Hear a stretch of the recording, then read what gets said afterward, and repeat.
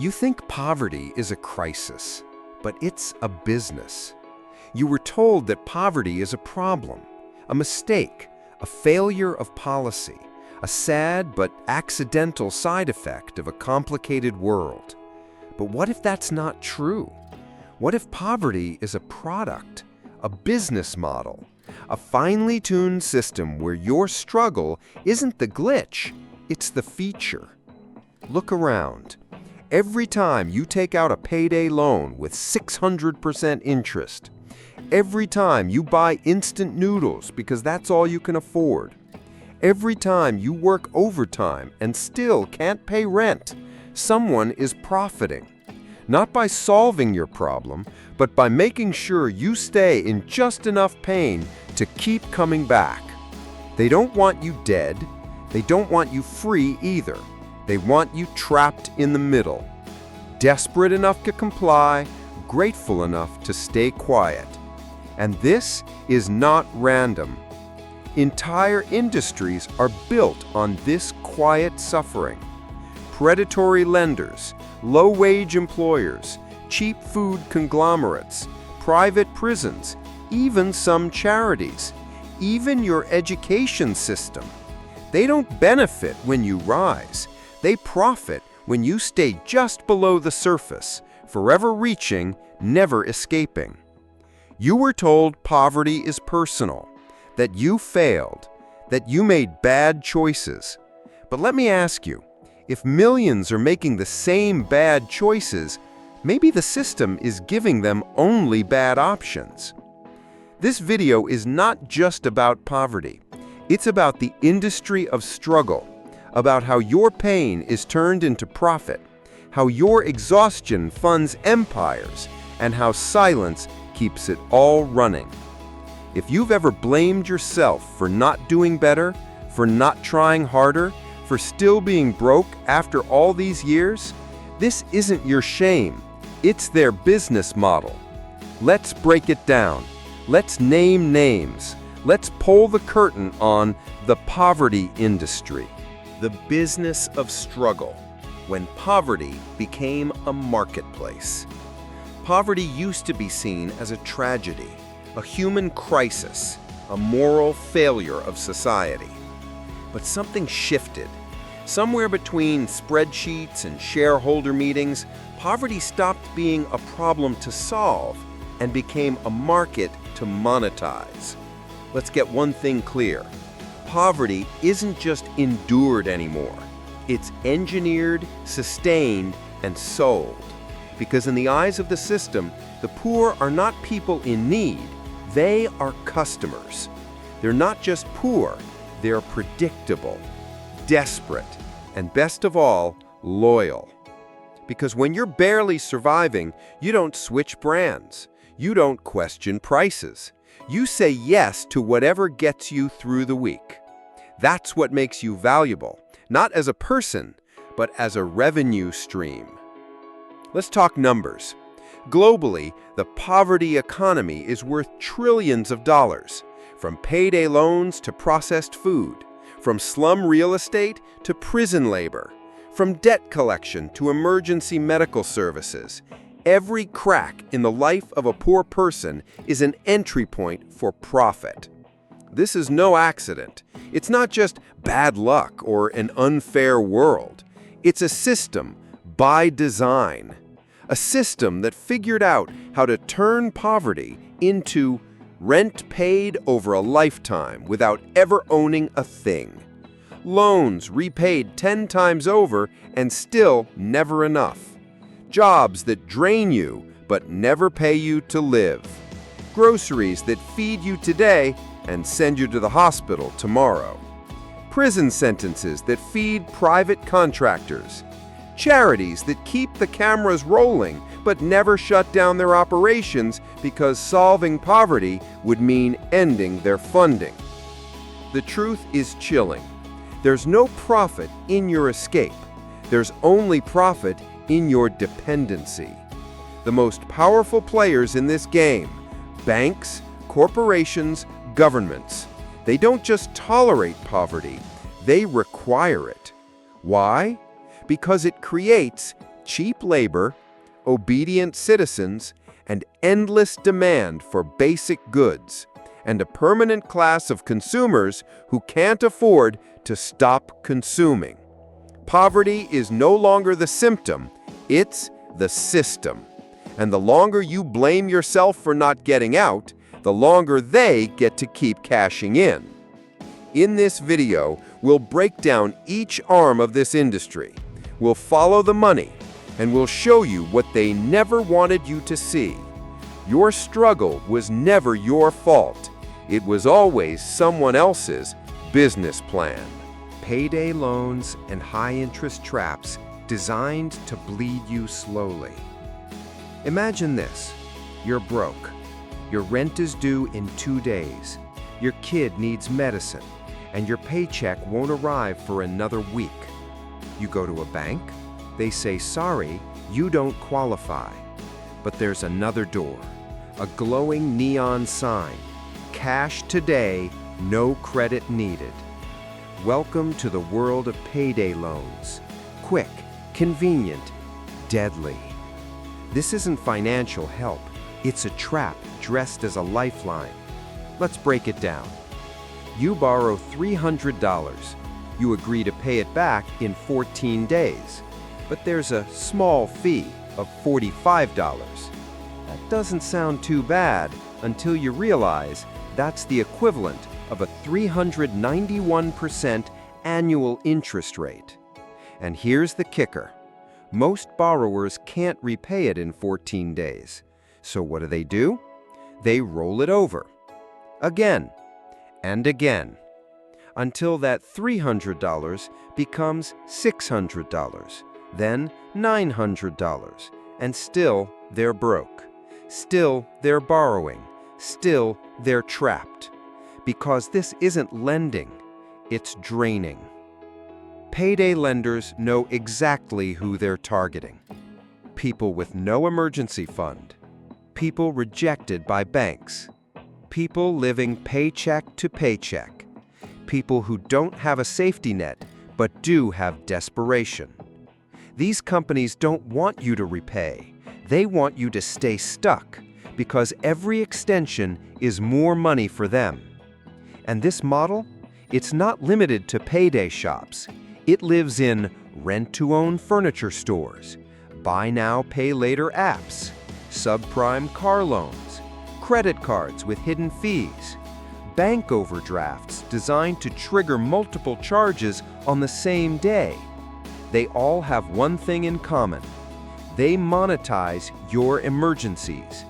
Your broken fridge, their opportunity.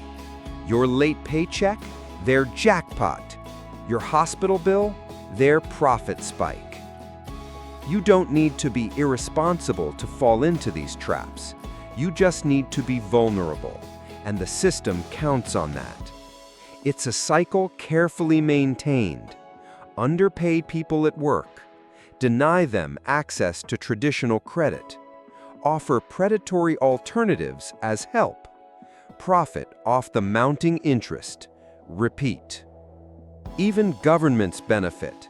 Many states rake in millions in taxes and campaign donations from these lenders. So don't expect regulation anytime soon. And while you fight to stay afloat, these companies report record profits. Their CEOs earn millions. Their shareholders celebrate. Every time you can't breathe financially, someone else is breathing easy. So the next time you hear that poverty is about bad choices, ask yourself, who built the system that made those choices the only ones available? The low-wage economy, why you're paid just enough not to starve. Let's talk about your paycheck, not how hard you work, but why it never feels like enough. You show up every day, you grind, you sacrifice time, energy, even your health, and still you're one flat tire away from crisis. Why? Because you were never paid to live. You were only ever paid to survive. The low-wage economy doesn't just happen. It's not the result of market forces or fair competition. It's intentionally structured to keep millions of people in permanent economic tension. Here's the formula. Pay workers just enough to keep them coming back, but never enough to let them walk away. Because when you're always broke, you won't quit, you won't protest, you won't strike, you won't risk anything because you can't afford to. That's not employment. That's economic captivity. And the system justifies it with sweet-sounding lies. Entry-level jobs don't deserve a living wage. Raising pay will hurt small businesses. If you want more, work harder. But here's the truth. Many of the largest low-wage employers, fast food giants, retail chains, delivery platforms, make billions in profits. Their executives take home millions. Their shareholders celebrate quarterly growth. Meanwhile, their frontline workers, those who build the brand, deliver the service, keep the engine running, can't even afford rent in the cities they serve. This isn't about effort, it's about leverage. Low-wage workers have none, because the cost of missing a paycheck isn't inconvenience. It's eviction, it's hunger, it's losing custody, it's falling deeper into debt.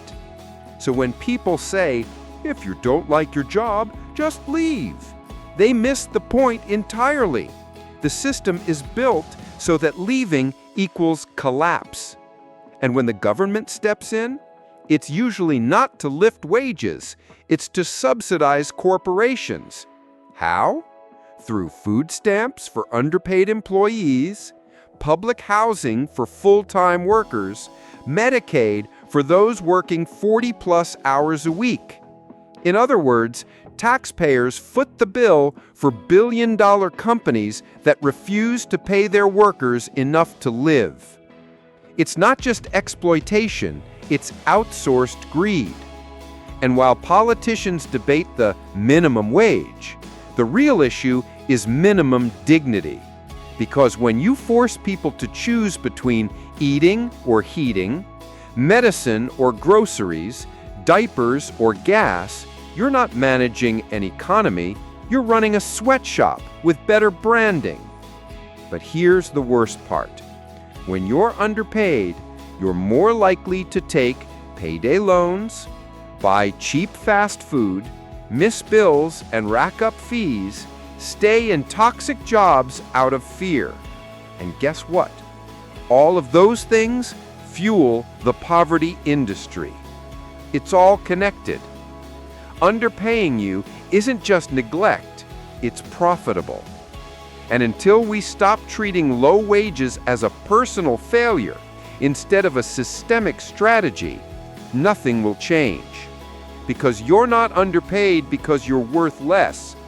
You're underpaid because they earn more when you believe that. Fast food and cheap calories, profiting from nutritional despair. When you're broke, you don't think about nutrients. You think about calories per dollar. And the system knows that. That's why the cheapest food is the worst for your body, but the best for corporate profits. Walk into any low-income neighborhood, and what do you see? Fast food on every corner, processed snacks lining every shelf, sugary drinks, microwavable meals, and 99-cent menus that seem like blessings until they become bills at the doctor's office. This isn't convenience, it's calculated design. Because when you're exhausted from working 2 jobs, when you have $5 to feed your family, you don't have time to meal prep. You don't have energy to read nutrition labels. You reach for what's fast, what's cheap, what's filling, and what's killing you. Let's be clear, the fast food industry doesn't sell food. It sells addiction wrapped in affordability.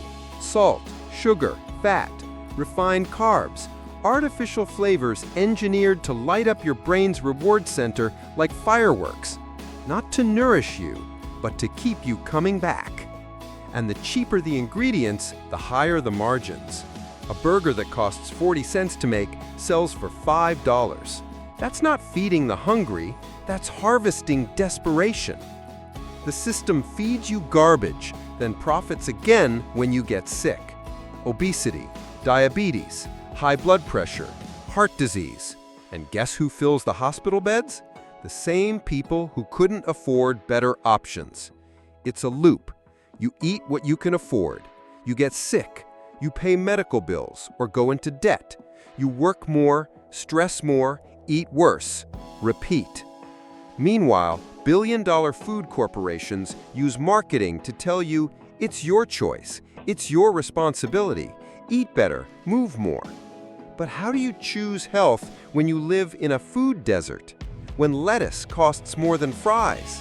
When time, money, and access are all stacked against you? And then comes the guilt, the shame, as if your weight, your blood sugar, your fatigue is a moral failure, not the direct consequence of poverty-engineered nutrition. Even school lunches are part of the scam. Cheap, ultra-processed, low-nutrient meals served to children who are learning not just math, but how to accept crumbs as a meal. And yes, there are profits in that too. Mass food suppliers win government contracts. Pharmaceutical companies sell lifelong medication. Insurance companies hike premiums. Fitness brands sell guilt-based products. All because you ate what you had to, not what you wanted to. So understand this. You're not unhealthy because you're undisciplined. You're unhealthy because the system made junk the only option, and then sold you the shame that came with it. The fast food industry isn't feeding the poor, it's feeding on them. Rent to own, slumlords, and the real estate machine. What's the one thing every human needs to survive, yet millions are punished just for wanting? Shelter. A roof over your head, a place to sleep, a space to raise your children, protect your dignity, feel safe. But in today's world, housing isn't a human right. It's an asset class, a product, a revenue stream. And the poorer you are, the more they charge you. Sound backwards? That's because the system is upside down, by design. Let's start with the rent. If you're broke, you can't qualify for a mortgage. You don't have savings for a down payment. You don't have a perfect credit score. So what happens? You rent forever, at prices that often exceed what a mortgage would cost, but without any ownership, any equity, any control. You pay more, and yet you build nothing. This is not just unfortunate, it's profitable for someone else. Meet the slumlords, the mom-and-pop landlords who own dozens of crumbling units, the hedge funds buying up entire neighborhoods, the property managers who ignore your leaky roof but raise your rent anyway. They don't care about livability. They care about return on investment. And then there's the rent-to-own scam. Sounds like a path to ownership, right? Wrong. It's a contract full of hidden fees, balloon payments, and clauses designed to make you default, so they can take back the property and sell it to the next desperate buyer. You lose the house, you lose the money, they win again. Even worse? In many cities, the poorest tenants pay the highest rent per square foot. Why? Because they have no options. Because eviction is easier than enforcement. Because neighborhoods are intentionally kept in decay, so landlords don't have to improve anything while still charging more every year. They call it the free market, but there's nothing free about paying half your income for a cockroach-infested one-bedroom where heat breaks every winter and mold grows behind the walls. And when you complain, you're threatened with eviction or blacklisted from renting anywhere else. Because when housing is profit, your fear becomes leverage. It doesn't stop there. Homelessness is criminalized. Shelters are underfunded but overregulated. And luxury condos stay empty while families sleep in cars. The housing industry isn't failing the poor, it's targeting them. Because people who can't buy will always rent. And people who always rent will always generate income for those who own. And here's the most twisted part. Your struggle to pay rent is not just about you. It keeps property values high for investors. It keeps Wall Street portfolios growing. It keeps city governments funded through inflated taxes and fees. You're not just a tenant. You're a cash flow stream in someone else's spreadsheet. So the next time you ask, "Why can't I ever get ahead?" realize this: you were never meant to. Because the longer you rent, the more they own. Private prisons and the criminalization of poverty. Imagine being poor, then being punished for it. That's not fiction. It's the business model of a growing hidden industry. Private prisons. Yes, prisons. Not for justice, not for rehabilitation, but for profit. Let's start with the basics. In many parts of the world, especially the United States, prisons are no longer just government-run facilities. They're corporate enterprises. These companies don't just manage prisons, they profit from every occupied bed, every longer sentence, every new inmate. It's supply and demand, but the product is people. And the best kind of product? One that's poor, voiceless, and easy to blame. Let's break it down. You can't afford bail, you stay in jail. That's money for the system. You miss a court date because you couldn't take off work or find childcare.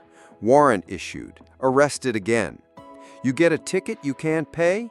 It snowballs into fines, fees, late penalties, and eventually, jail time. This isn't about crime, it's about cash flow. Private prison companies sign contracts with governments that require a minimum occupancy rate, often 80%, sometimes even 100%. Think about that. The system is legally obligated to keep people behind bars, not based on crime rates, but on corporate agreements. So what happens? Police target low-income neighborhoods. Minor offenses become arrests. Probation becomes a trap of endless check-ins and fees. And once you're in the system, it's nearly impossible to escape, because incarceration doesn't end at release. You're branded. You struggle to find jobs, housing, even vote, which makes you more likely to fall back into desperation, and the system catches you again. It's called recidivism, but really, it's repeat business. Here's what they don't tell you. Private prisons use inmates for labor. Yes, modern slavery. People earning 15 cents an hour to sew uniforms, fight wildfires, pack goods for big corporations, companies you probably buy from every day. The logic is perverse. The poorer you are, the more profitable your imprisonment becomes. Still think prison is about bad choices? Let's look closer. Black and brown communities, disproportionately targeted, disproportionately imprisoned. Why? Because these communities overlap with poverty, and poverty is easy to police. It doesn't fight back, it doesn't afford lawyers, it doesn't make headlines. Even homelessness is criminalized. You sleep on a bench? Ticketed. You set up a tent? Arrested. You ask for help? Fined. The goal isn't safety, it's volume. More arrests, more processing, more prison beds filled, more profit. And while taxpayers fund the system, private investors reap the rewards.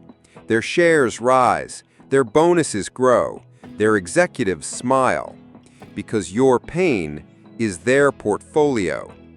This is not justice. This is industrialized punishment, fueled by poverty, maintained by silence, disguised as law and order. But once you see it, you can't unsee it.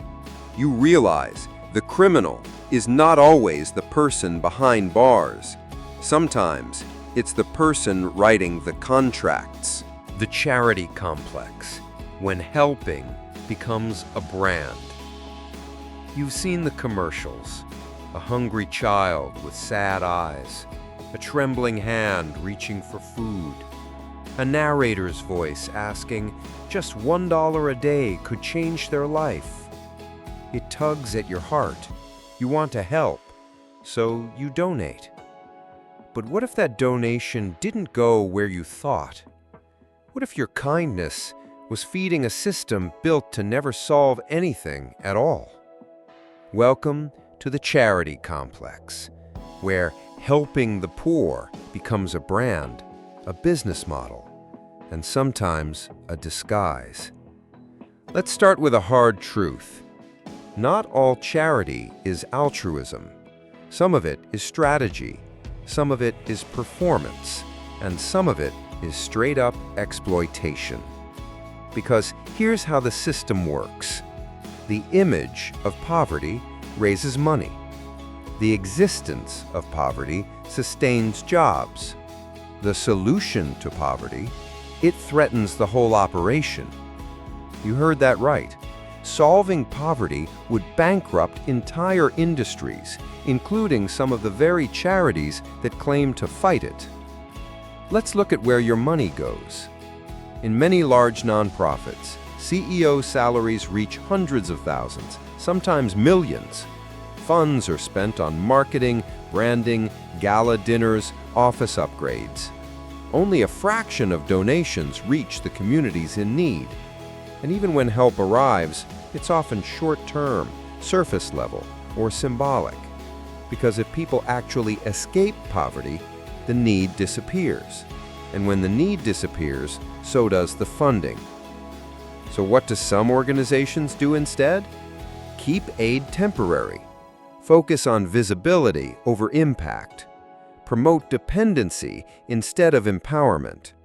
Create emotional stories to drive donations, not systemic change. They don't say, "We're ending poverty." They say, "We're fighting poverty." Because a fight that never ends is the best kind of business. Even celebrities join in, launching foundations that generate headlines, boost their image, and lower their taxes. But behind the scenes, minimal transparency, questionable spending, little long-term transformation. It becomes about optics, about looking like you care, not actually fixing what's broken. Meanwhile, smaller grassroots organizations, the ones doing real, messy, uncomfortable work on the ground, struggle for funding because they're not polished. They don't have PR teams. They don't promise feel-good stories. They promise hard truth and long-term change. And the system doesn't like that. Because real change means shifting power. And powerful charities, like powerful corporations, don't give up control easily. Here's what's most disturbing. Sometimes, poverty is kept alive on purpose. Because it's useful. Because it brings in billions. Because it justifies more funding, more staff, more status. And while you donate from the heart, while you trust they're doing good, they're building empires on the image of suffering. Let that sink in. Your compassion is being marketed. Your generosity is being monetized. And the poor? They're still poor. Because helping became a brand, not a mission. So what can you do? Ask where the money really goes. Support local and transparent efforts. Look for solutions, not just stories. And most importantly, understand that real change is not charity, it's justice. How the media romanticizes poverty or blames the poor. Turn on the news, scroll through your feed, watch a movie. You'll see poverty, but not as it truly is, not in all its raw, painful, systemic complexity. Instead, you'll see two versions: the inspirational underdog who overcomes it all with a smile, or the lazy, reckless failure who deserves where they ended up. Two stories, both lies, both dangerous. Because here's the truth: the media doesn't explain poverty, it manipulates your perception of it. Let's start with the romanticizing. They show you the resilient poor, a kid studying under a streetlight, a single mom working 3 jobs and never complaining, a garbage collector who builds his daughter a future. You feel inspired, maybe even hopeful. But do you ever ask, why is this even necessary? Why should a child need to study on a sidewalk to get an education? Why should a mother be praised for surviving a system that is failing her? These stories don't challenge the system. They make it look noble. They say, if they can do it, anyone can. But what they really mean is that if you're still poor, it must be your fault. And that leads us to the other side of the media narrative: blame. The poor are blamed for having too many kids, buying a phone, eating fast food, wearing nice shoes, not saving enough, needing government assistance. They're portrayed as irresponsible, entitled, lazy, addicted, unmotivated. But here's what's never mentioned: the wages that haven't kept up with inflation, the skyrocketing cost of housing and healthcare, the predatory financial systems preying on the desperate, the trauma of generational poverty, the systemic racism, classism, and gatekeeping of opportunity. The media doesn't tell you that, because if they did, you might start asking real questions. You might start holding real power accountable. Instead, they create a distraction. Look at that one poor person who misused food stamps. Look at that viral video of a homeless man refusing a job. Look at how this woman played the system. But don't look at the CEO who dodged taxes, the landlord who doubled rent for the same apartment, the politician who gutted public services to fund corporate subsidies. Because those stories don't generate clicks. And worse, they threaten the narrative. And the narrative is this: poverty is individual failure. Wealth is individual merit. The system is neutral. That lie is repeated so often, you start to internalize it. You stop asking, why is the system broken? And instead whisper, what's wrong with me?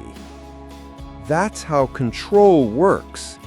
It doesn't need chains or bars, just a story you believe. A story that keeps the poor ashamed, the middle class afraid, and the rich unquestioned. So the next time you see a feel-good poverty story on your screen, or a news segment shaming someone for using food assistance, ask yourself, who's writing the script? Who's benefiting from this narrative? And what truth is being left out? Because until we rewrite the story, the system keeps profiting, not just from your struggle, but from your silence. The education illusion: why school doesn't teach you to escape. From the moment you could walk, you were told one thing: go to school, work hard, get good grades, and you'll escape poverty. It sounded like a promise, a golden ticket, a staircase out of struggle. But what if school wasn't built to free you? What if it was designed to prepare you for obedience? Because here's the brutal truth: Most public education doesn't teach you how to escape the system. It teaches you how to function inside it. Let's ask the hard questions. Why don't schools teach you about money, how it works, how it grows, how it's stolen? Why don't they teach you about taxes, credit scores, or debt traps? Why don't they teach negotiation, entrepreneurship, or how to question power? Instead, they teach you how to memorize, how to follow rules, how to raise your hand for permission, how to take orders, how to absorb, not to challenge. You're not trained to lead, you're trained to comply. Because critical thinking, financial literacy, systemic awareness, those things create people who ask too many questions, people who say no, people who don't accept crumbs and call it a blessing. And that's not good for business. Let's go deeper. School sorts you early. Standardized tests, rankings, behavioral tracking, punishment for talking back, suspension for nonconformity. Who gets labeled as difficult? Who gets tracked into trade programs? Who gets told college isn't for everyone? Often, it's not based on talent. It's based on race, on class, on zip code. The result? A two-tiered education system, one that feeds the elite into leadership, innovation, and ownership, another that feeds the working class into compliance, repetition, and low expectations. And then they say, we all had the same chance. But that's a lie, because education doesn't happen in a vacuum. It happens inside an economy of inequality. Underfunded schools, overcrowded classrooms, exhausted teachers, textbooks decades out of date, zero financial education, zero emotional support, zero tools for real-world resilience. And even if you do everything right, get the degree, the loans, the job, you might still end up broke, still renting, still struggling. Why? Because the system was never designed to reward you for education. It was designed to sort you, to label you, to funnel you into predictable roles. And what do predictable roles create?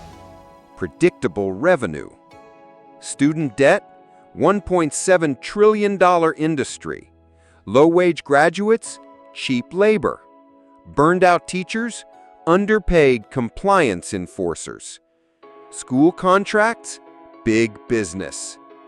Even education is part of the poverty machine. And worst of all, it gives you false hope. It makes you believe that if you're still poor, you must not have tried hard enough. You must have failed. But no, the system failed you. It gave you a script, not a freedom, a diploma, not a path, and a dream that was never meant to come true for most. So what do? Unlearn what was never meant to empower you. Educate yourself beyond the classroom. Question the hidden curriculum. And remember, real education doesn't train you to serve the system. It teaches you to see it, and then to rise above it. Survival mode. How poverty destroys critical thinking. When you're poor, your mind doesn't dream. It calculates.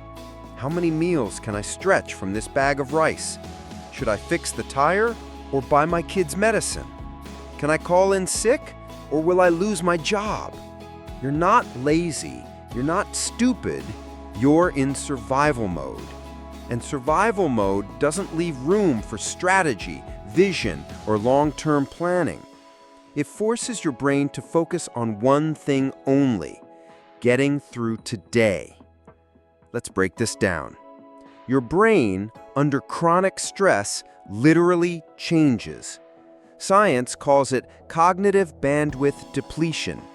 In simple terms, when you're constantly under financial pressure, your memory weakens, your decision-making deteriorates, Your ability to plan disappears.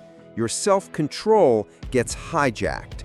It's not about intelligence, it's about bandwidth. Imagine trying to solve a puzzle while someone shouts in your ear, your phone keeps buzzing, and your stomach is growling. Now, imagine that puzzle is your life, and the noise never stops. That's poverty. And while you're trying to solve today, the system's already 10 moves ahead, selling you high-interest loans, fast food, overpriced rent, and quick dopamine fixes that feel like relief but deepen the trap. You can't think big when you're worried about small. You can't invest when you're just trying to avoid overdraft fees. You can't organize when you haven't slept for days. You can't fight back when you can barely breathe. And here's the twist. The system knows this. In fact, it depends on it. Because a population stuck in survival mode doesn't protest, doesn't unionize, doesn't demand better, doesn't vote in their own interest, doesn't leave their low-wage jobs. They're too busy surviving to even see the game being played. That's not failure, that's design. The poverty industry doesn't just exploit your time, your labor, your money. It exploits your mental bandwidth. And then it blames you for not being more responsible. It says you should budget better, try harder, make smarter choices. But how do you choose wisely when every option is bad? How do you think clearly when your brain is hijacked by fear? Poverty doesn't just starve the body, it starves clarity. And without clarity, you're easier to manipulate, easier to pacify, easier to control. So what's the way out? It starts with this truth. You're not broken, you're overloaded. You don't lack willpower, you lack space. Mental space, emotional space, financial space. And reclaiming that space is the first rebellion. Because when you step out of survival mode, even for a moment, you begin to see the system. And once you see it clearly, you're no longer a piece on the board, you're a player. The psychological cage, guilt, shame, and learned helplessness. Sometimes the cruelest prison has no bars, no walls, no guards. Just a voice inside your head whispering, "You're not good enough. You'll never escape this. This is just who you are." That's not just emotion. That's conditioning. Poverty doesn't only take your money, it takes your belief in yourself. And when that belief is gone, you don't even try to leave. This is called learned helplessness. It happens when you try and fail, and try again and fail, until one day you stop trying altogether. Not because you're lazy, but because your brain has been taught, nothing I do makes a difference. And the system counts on that. Because the most obedient citizen is not the one who's watched, it's the one who's defeated from within. Let's go deeper. Guilt and shame are the hidden weapons of the poverty industry. Guilt says, I should be doing better. Shame says, there's something wrong with me. And when you're drowning in bills, when you can't provide for your kids, when you feel exhausted, angry, and stuck, you don't just suffer, you blame yourself. If only I'd gone to school. If only I weren't so bad with money. Maybe I deserve this. But stop. Pause. Who taught you that? Who benefits when you internalize failure? Because here's the truth. The system was never built to let you rise.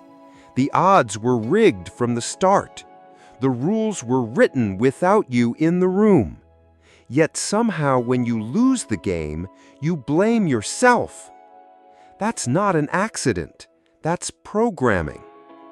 From the media, from your teachers, from politicians, even from people around you who bought into the same lie. And over time, it becomes your voice, your identity, your reality. This psychological cage keeps you in place long after the doors are open. Because if you feel worthless, you won't apply for that job. You won't ask for help. You won't organize, protest, or rebel. You'll isolate, you'll shrink, you'll accept crumbs and call it a feast. And meanwhile, the system profits off your labor, off your silence, off your self-doubt. Because the easiest people to control are the ones who don't believe they deserve more. So how do you break free? By naming it, by seeing the lies for what they are, by realizing you are not lazy, you are not broken, you are not a failure.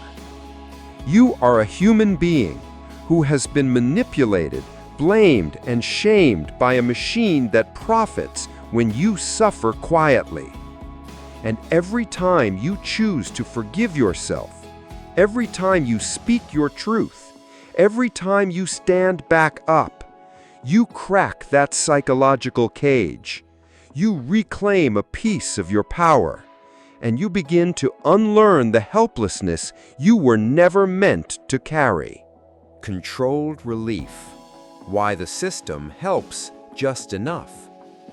They give you food stamps, they give you housing vouchers, they offer unemployment checks, emergency aid, and relief packages. It looks like compassion. It sounds like progress. But behind the curtain, it's something far more calculated. Control. Because the truth is, the system doesn't want you to fall, but it sure as hell doesn't want you to rise either. It wants you in between. Just stable enough not to riot, but just desperate enough to never stop obeying. This is controlled relief. Let's explain. Governments and institutions design social programs not to solve poverty, but to manage it, to regulate your suffering, to keep the machine running smoothly without triggering revolt. Here's the formula. Give you just enough food to survive, but not enough to thrive. Offer temporary housing, but keep the wait list full. Approve limited cash benefits, but with humiliating restrictions. Provide education subsidies, but not financial literacy. Assist with bills, but punish you for earning too much. It's a tightrope. Fall too far, and society looks cruel. Rise too high, and you become independent. So what do? They keep you balancing, forever dependent, grateful, afraid to lose what little you've been given. Even worse, most aid programs come with conditions, work requirements, drug tests, mandatory job training, surveillance, reporting, recertification every few months. You're treated not like a citizen, but like a suspect, as if your poverty is your crime and your relief is a privilege, not a right. It gets deeper. Earn a few extra dollars, you lose your benefits. Start a small business, you're disqualified. Move in with a partner to save money, your household income jumps, benefits gone. The system punishes initiative.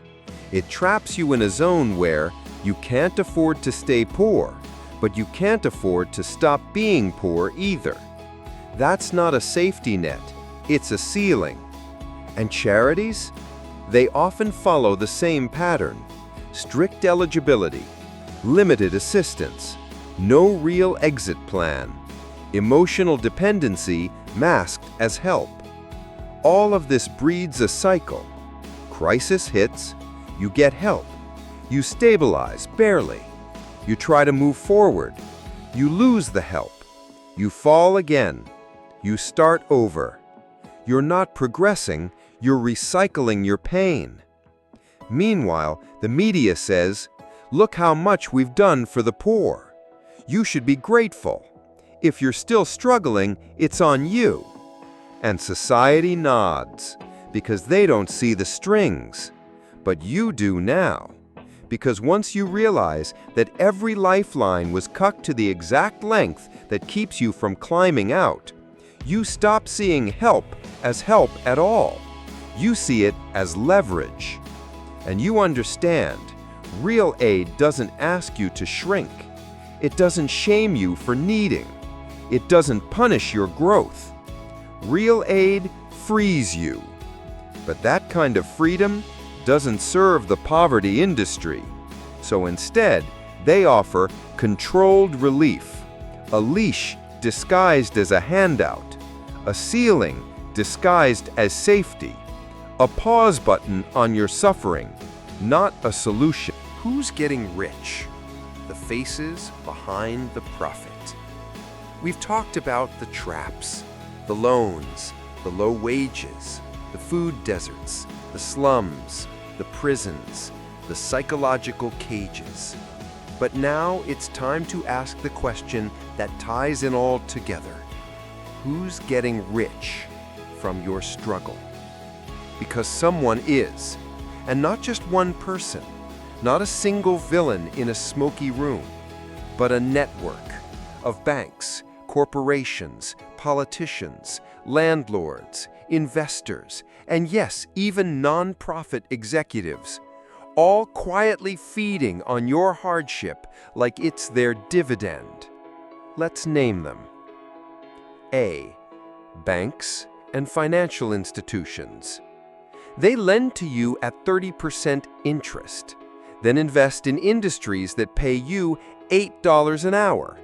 Then charge you $35 when you overdraft your account because you bought groceries to feed your kids. They profit 3 times on the same poverty. And their CEOs? Annual salaries? 15 million? 30 million? More. Bonuses tied directly to fees collected from, you guessed it, the poor. B. Landlords and real estate conglomerates.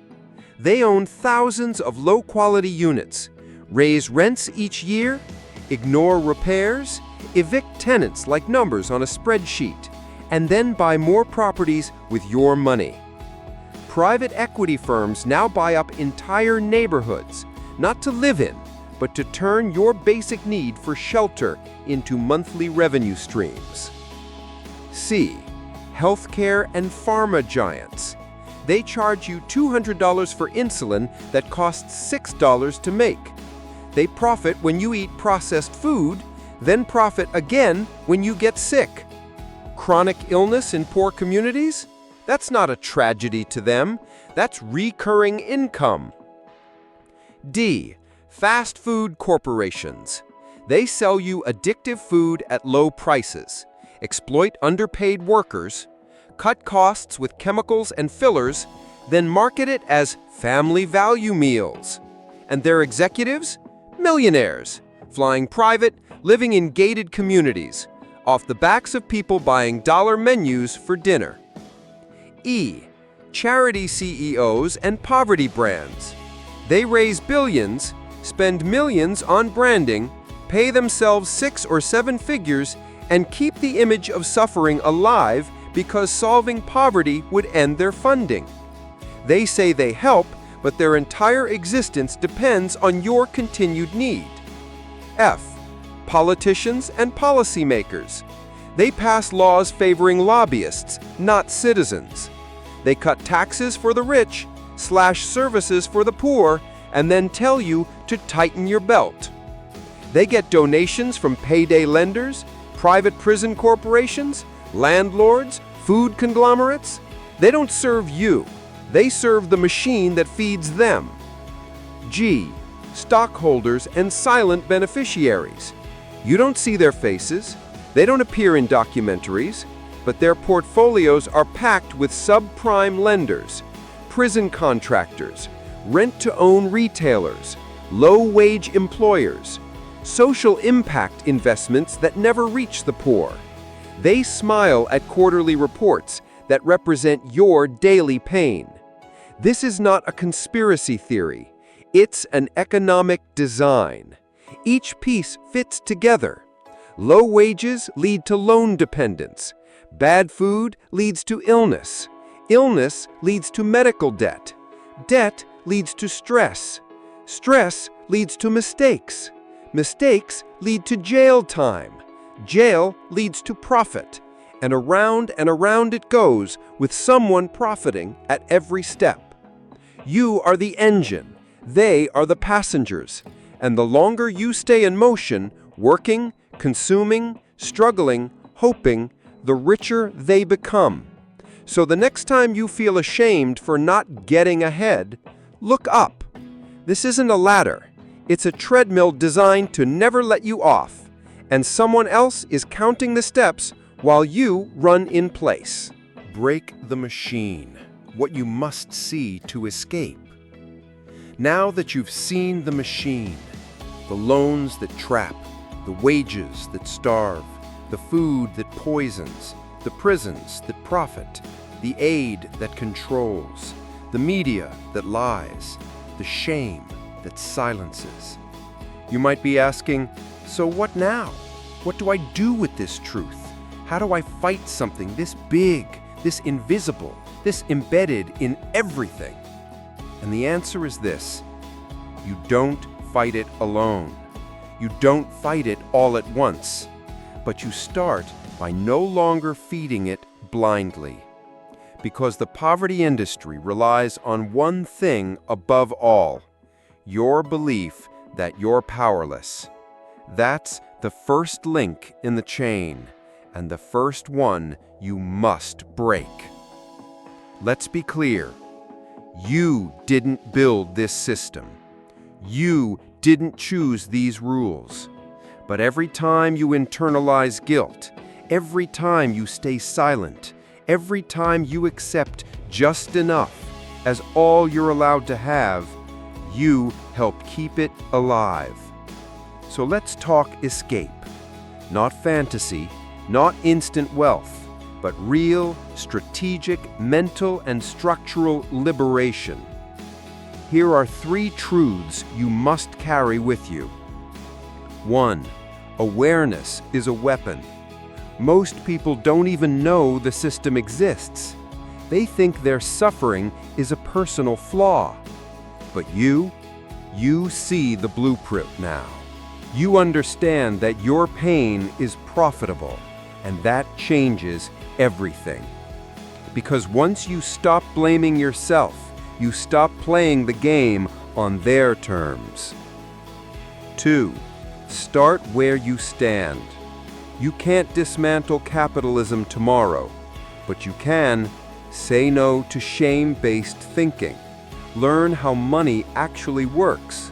Talk to others who are struggling and tell them it's not your fault.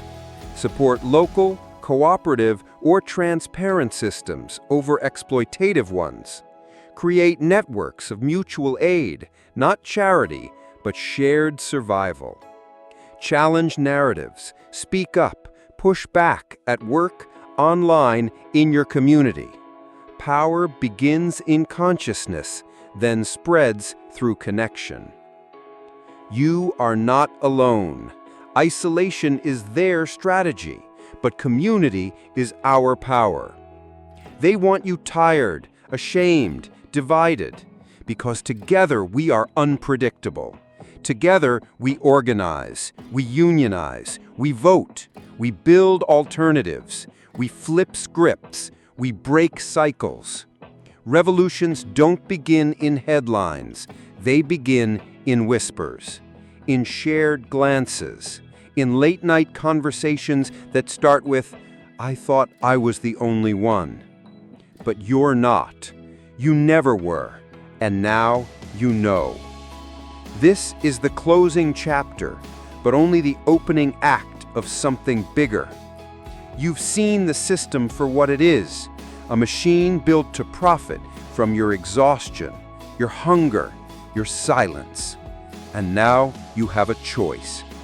You continue feeding it or start starving it, one thought, one action, one refusal at a time.